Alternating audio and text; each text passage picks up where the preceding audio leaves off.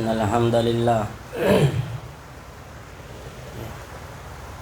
الحمد لله رب العالمين والصلاة والسلام على أشرف الأنبياء والمرسلين وعلى آله وصحبه أجمعين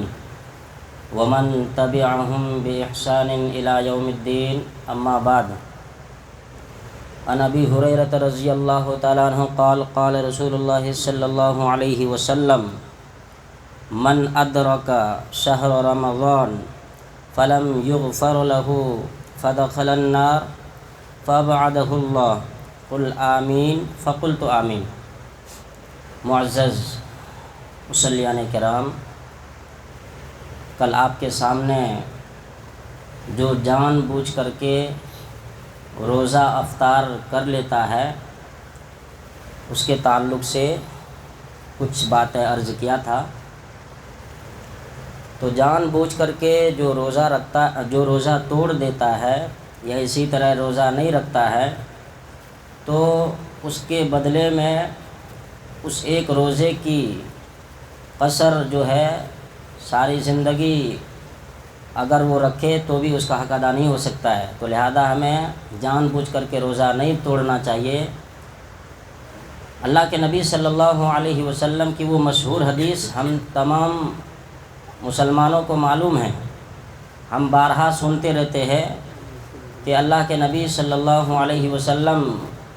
جب ممبر پر چڑھ رہے تھے تو چڑھتے ہوئے پہلے سیڑھی پر جب قدم رکھے تو آمین کہا، اس کے بعد دوسرے سیڑھی پر قدم رکھا تو آمین کہا، تیسرے سیڑھی پر قدم رکھا تو آمین کہا. تو صحابہ کرام رضی اللہ تعالیٰ عنہم نے سوال کیا کہ اے اللہ کے نبی صلی اللہ علیہ وسلم، آپ کی زبان سے آج میں نے ایسے الفاظ کو سنا جو اس سے پہلے کبھی نہیں سنا. تو صحابہ کرام اللہ کے نبی صلی اللہ علیہ وسلم نے کہا کہ وہ کیا ہے؟ کہا کہ آپ جب پہلے سیڑھی پر قدم رکھے تو آمین کہا، دوسرے سیڑھی پر قدم رکھے تو آمین کہا، تیسرے سیڑھی پر قدم رکھے تو آمین کہا. تو اللہ کے نبی صلی اللہ علیہ وسلم نے کہا کہ دراصل معاملہ یہ ہے کہ میرے پاس جبرائیل علیہ السلام آئے تھے اور انہوں نے کہا کہ اے اللہ کے نبی صلی اللہ علیہ وسلم، جس شخص کے سامنے رمضان کا مہینہ آیا اور وہ اپنی بخشش نہ کرا سکا، اپنے گناہوں کی بخشش نہ کر سکا، تو ایسے لوگ بڑے بدنصیب لوگ ہیں. تو اللہ کے نبی صلی اللہ علیہ وسلم نے کہا کہ آمین. اس کے بعد کہا کہ ایسے لوگ آگ میں داخل ہو، یعنی جہنم میں داخل ہو. جو رمضان کا مہینہ آئے گناہوں کی بخشش نہ کر سکے تو ایسے لوگوں کا ٹھکانہ کیا ہے؟ جہنم میں ہو. تو اس پر اللہ کے نبی صلی اللہ علیہ وسلم نے کہا آمین. اس کے بعد کہا کہ ایسے لوگ اللہ کی رحمت سے بھی دور ہو. گویا کہ 3 بددعائیہ جملہ فرشتے نے جبرائیل علیہ السلام نے بے روزہ لوگوں کو، یعنی جو روزہ نہیں رکھتا ہے ان کے لیے 3 بددعا کیا. ایک وہ تو بدنصیب ہو، دوسرے یہ ہے کہ وہ اللہ کی رحمت سے بھی دور ہو، تیسرے یہ کہ وہ جہنم میں ہو. یعنی 3 بددعا اللہ کے نبی صلی اللہ علیہ وسلم نے ایسے لوگوں کو دیا جو جان بوجھ کر کے روزہ چھوڑ دیتا ہے یا بلا عذر شرعی کے روزہ نہیں رکھتا ہے. اب غور کرنے کی بات یہ ہے اس حدیث کے اندر میں کہ آپ صلی اللہ علیہ وسلم نے ایک سمجھ لو، اگر ایک دیکھا جائے تو جس طرح ہم لوگ آج روزے کو ایک لائٹ عمل سمجھتے ہیں،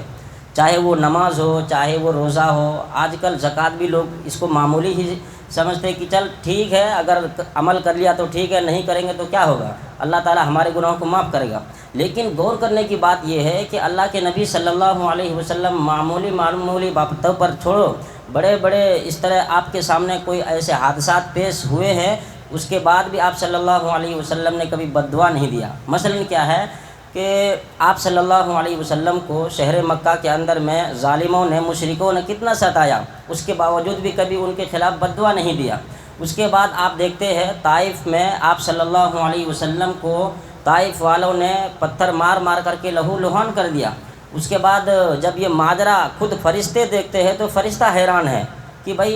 یہ ان کے لیے خیر خواہ ہے لیکن یہ لوگ ان کو ستا رہے، پریشان کر رہے ہیں. تو اللہ تبارک و تعالیٰ نے مجبوراً فرشتے کو بھیجا کہ جاؤ محمد سے جا کر کے پوچھو، اگر وہ اجازت دے تو ان کے قوموں کو پیس ڈالیں گے۔ لیکن اللہ کے نبی صلی اللہ علیہ وسلم نے اتنا برا ان کے ساتھ معاملہ پیش آیا، اس کے باوجود بھی آپ صلی اللہ علیہ وسلم نے کہا نہیں، یہ ہو سکتا ہے انجان قوم ہے یا اسی طرح نہیں معلوم ہے، علم سے کافی دور ہے، لیکن مجھے امید ہے کہ ان کے آنے والے جو نسلیں ہیں وہ ہم پر ایمان لے کر کے آئیں گے۔ تو وہاں پر بھی آپ صلی اللہ علیہ وسلم نے ان کو بد دعا نہیں دیا اور یہ بھی نہیں کہا کہ ان کو سزا دیا جائے۔ اور بھی دیکھیے آپ صلی اللہ علیہ وسلم سب سے جو گناہ قرآن کے اندر میں سب سے جو خطرناک حادثہ پیش ہوا، آپ کو معلوم ہے وہ کیا ہے؟ قرآن کے اندر میں سب سے بڑا ماجرا یا اسی طرح ایمان والوں کو جھنجھوڑنے کے لیے یا ایمان والوں کو صدمے میں ڈالنے کے لیے سب سے بڑا حادثہ وہ یہ ہے کہ اماں عائشہ کے اوپر زنا کی تہمت لگائی گئی، اور اس معاملے کو لے کر کے آپ صلی اللہ علیہ وسلم 1 مہینہ تک اپنے بیوی سے بات نہیں کیے۔ تو صرف آپ صلی اللہ علیہ وسلم یہاں پر صدمے میں نہیں تھے، بلکہ پورے صحابہ کرام جب بھی جاتے تھے گھر سے نکلتے تھے تو یہ طعنہ دیتے تھے مشرکین مکہ کہ یہ وہ لوگ ہیں ان کے اوپر ایمان لائے جن کی بیوی کا یہ حال ہے۔ تو آپ صلی اللہ علیہ وسلم مجبوراً کیا ہے خاموش رہے، اور آپ صلی اللہ علیہ وسلم کے ساتھ جب یہ معاملہ پیش آیا اللہ تبارک و تعالیٰ نے بے گناہی کی ثابت یا اسی طرح جو زنا کا تہمت لگایا گیا تھا اس کو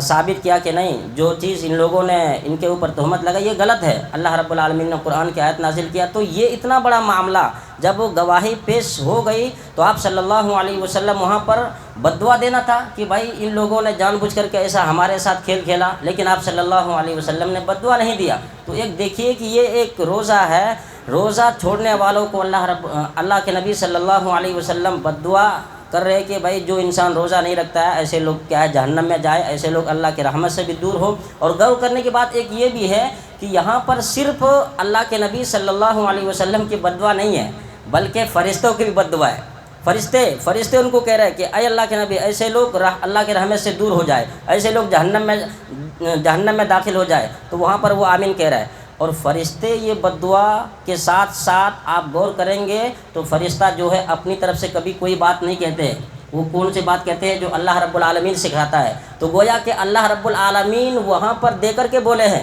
کہ جاؤ تم یہ جا کر کے کیا ہے نبی اکرم صلی اللہ علیہ وسلم کو جا کر کے یہ کہو میری ایسے لوگوں کے اوپر بد دعا ہے، فرشتوں کی بد دعا ہے اور نبی اکرم صلی اللہ علیہ وسلم کی بھی بد دعا ہے، یعنی 3 بد دعا ہے۔ اور یہ تینوں کیا ہے ایک عام ان کو زمرے میں مت شامل کرو۔ اللہ رب العالمین جس کے لیے بد دعا کر دے، فرشتے جس کے بارے میں بد دعا کر دے اور نبی جس کو بد دعا کر دے وہ جہنم میں جا ہی نہیں سکتا ہے۔ تو لہذا اگر غور کریں گے تو ہمارا کنیکشن بہت دور تک ہے۔ تو بے روزہ لوگوں کو جو انسان جان بوجھ کر کے روزہ چھوڑ دیتا ہے ایسے لوگوں کو سمجھنا چاہیے۔ اور ایک بات یہ بھی ہے اگر آپ تفصیل سے دیکھیں گے تو کیوں اس طرح بھائی بد دعا ہے ان کے لیے، کیوں ان کے لیے جہنم کی آگ ہے، کیوں ایسے لوگ اللہ کے رحمت سے دور ہیں؟ تو آپ کو معلوم ہے یہ رمضان کا مہینہ اللہ تبارک و تعالیٰ کی طرف سے نایاب تحفہ ہے، قیمتی تحفہ ہے، ایسا قیمتی تحفہ جو ہر انسان کیا ہے اس تحفے کا انتظار کرتا ہے کہ بھائی میں پچھلے پتہ نہیں کتنا گناہ کر لیا ہے، کوئی تو ایسا عمل ہو جو ہمارے پچھلی گناہ معاف ہو جائے۔ تو یہ وہ رمضان ہے، اللہ رب العالمین نے ہم پر یہ مہینہ دے کر کے یہ کہا کہ یہ تحفہ لے لو، اس تحفہ کے اوپر عمل کر لو تو تمہارے پچھلے گناہ معاف ہو جائیں گے۔ اب ایک انسان مثال کے طور پر ہر انسان کی خواہش ہوتی ہے کہ میرے پاس ایک ایسا قیمتی نایاب کپڑا ہو جس کی وجہ سے محلے میں کسی کے پاس ایسے نہ ہو، ہے کہ نہیں؟ ہر انسان یہ سوچتا ہے۔ اب ایک انسان کے پاس ایک بہت اعلیٰ قسم کا کپڑا آ جائے جو محلے میں کوئی اس کپڑے کا مقابلہ نہ کر سکے تو وہ انسان اپنے آپ کو کیا سمجھے، خوش نصیب سمجھے گا کہ نہیں؟ لیکن اگر کوئی کہیں سے انجان آپ کے پاس استطاعت نہیں ہے 1 لاکھ کی کپڑا پہننے کی یا اسی طرح 2 لاکھ کی کپڑا پہننے کی، کسی نے آپ کو 1 2 لاکھ والا کپڑا جوڑا گفٹ کر دیا اور اس کے بعد اس کپڑے سے آپ گھر میں پوچھا لگا رہے، بھائی گھر کے اندر میں صاف صفائی کر رہے، اس کو آپ پہن نہیں رہے، تو اس کا مطلب وہ آپ اس تحفے کی ناقدری کر رہے، تحفے کی نہیں بلکہ آپ تحفے جس نے دیا اس کی بھی ناقدری کر رہے۔ تو لہذا یہ تحفہ اللہ کی طرف سے ہے، اگر آپ اس پر ثابت نہیں ہیں، اس پر آپ عمل پیرا نہیں ہیں، اس کو آپ اچھے سے برت نہیں رہے تو اس کا مطلب رمضان کے آپ تحفہ نے یہ تحفہ جو رمضان ہے آپ رمضان ہی کی توہین نہیں کرتے بلکہ آپ اللہ رب العالمین کی توہین کر رہے۔ تو جو انسان اتنا کیا ہے اللہ رب العالمین نے خوش نصیب بندوں کے لیے یا اسی طرح اپنے بندوں کے لیے یہ تحفہ دیا ہے، جب وہ ناقدری کرے گا تو اللہ رب العالمین ایسے بندوں سے کیوں کر محبت کرے گا بھائی؟ تو لہذا ہم لوگوں کو اپنے گرہبان کے اندر میں جھانکنا چاہیے اور جان بوجھ کر کے روزہ جو توڑتے ہیں اس کو اس